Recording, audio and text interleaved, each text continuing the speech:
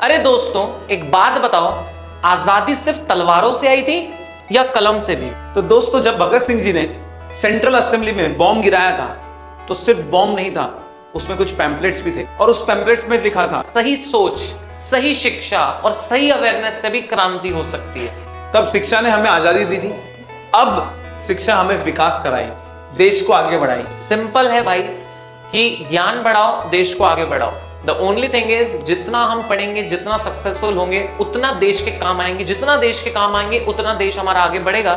हम पढ़ के भी हमारे देश में एक बहुत इंपॉर्टेंट रोल प्ले कर सकते हैं। जितना हम लोग पढ़ेंगे उतना अच्छा काम करेंगे, जितना अच्छा काम करेंगे देश की तरक्की होगी, ओवरऑल हमारी देश की इकोनॉमी बढ़ेगी एंड हमारा सबका उसमें योगदान होगा।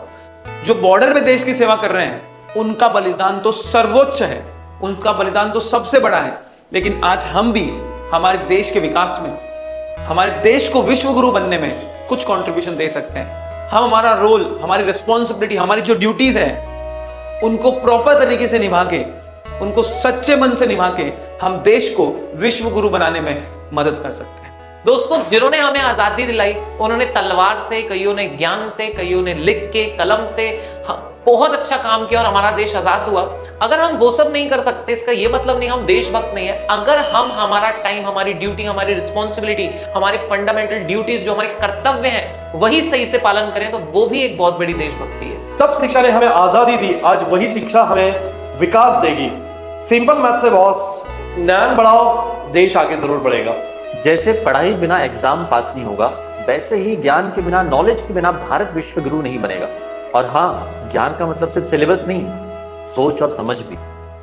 सोचो, अगर गांधी जी, भगत सिंह और ऐसे जितने भी फ्रीडम फाइटर्स थे, अगर इन सब के पास में अगर इंटरनेट होता तो सोचो उनकी ताकत कितनी बढ़ती। आज अपने पास में इंटरनेट है तो इसका सबसे बेस्ट यूज़ हम कर सकते हैं एजुकेशन के लिए, और अच्छे से एजुकेशन लेंगे तो अपना कंट्री का ही डेवलपमेंट होगा, अपने कंट्री का ही ग्रोथ होगा। आज़ादी के बाद हमने रोड बनाए, ब्रिज बनाए और बहुत सारा डेवलपमेंट किया।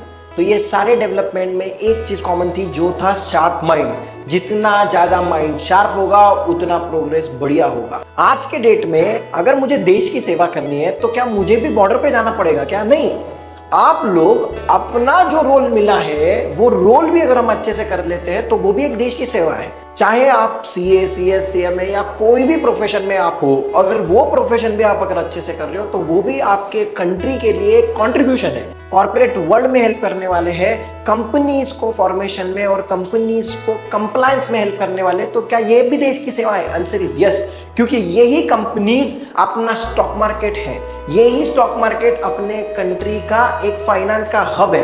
तो ये सारी चीजें अगर हम देखते हैं तो ये नथिंग बट ये आपका कंट्री का ही कंट्रीब्यूशन है। स्वतंत्रता दिवस की आप सभी को बहुत बहुत शुभकामनाएं। Happy Independence Day to all of you. जय हिंद, जय भारत। जय हिंद, जय भारत, भारत माता की जय।